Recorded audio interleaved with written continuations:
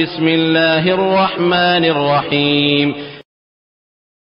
فاسألوا أهل الذكر إن كنتم لا تعلمون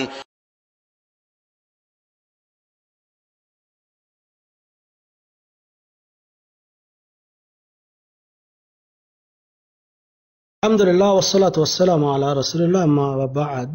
আমাদের আরেক ভাই জানতে চেয়েছেন যে প্রয়োজনবশত আপনার হক যেটা আছে এটা উদ্ধার হচ্ছে না যদি আপনি ঘুষ না দেন, এক্ষেত্রে সেটা কি গ্রহণ করা বা ঘুষ দেয়া যাবে কিনা? আসলে বন্ধুগণ, ঘুষ ইসলামী শরীয়তে নিষিদ্ধ। ইসলামী শরীয়তে ঘুষের প্রসেস ইত্যাদি এগুলি করা জায়েজ না।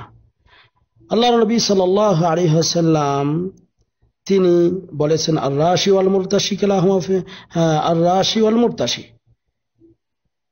অর্থাৎ ঘুষ দাতা ঘুষ গৃহীতা উভয়ে যে গুনাহগার তাতে কোনো সন্দেহ নেই, এবং যে মধ্যস্থতা করে তাদের উপর আল্লাহর লানত, আল্লাহর অভিশাপ।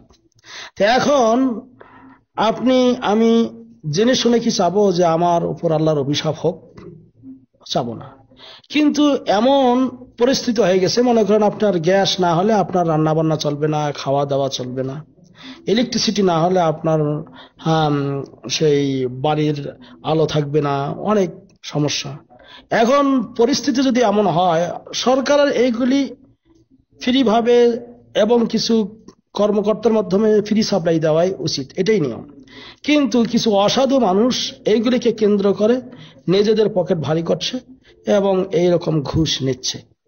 এখন কোন লোক যদি বাধ্য হয়ে যায় যে আমার এটা না দিলে আপনার ইলেকট্রিসিটি দরকার, আপনার গ্যাস দরকার, এটা আপনার প্রয়োজনীয়, যেমন বললেন যে আমার একটা ব্যবসা করতেছি, এখন ট্রেড লাইসেন্স না হলে হয়তো আমার দোকান বন্ধ করে দেবে, আমার এই করবে সেই করবে, এখন এটা বের করা খুবই প্রয়োজন।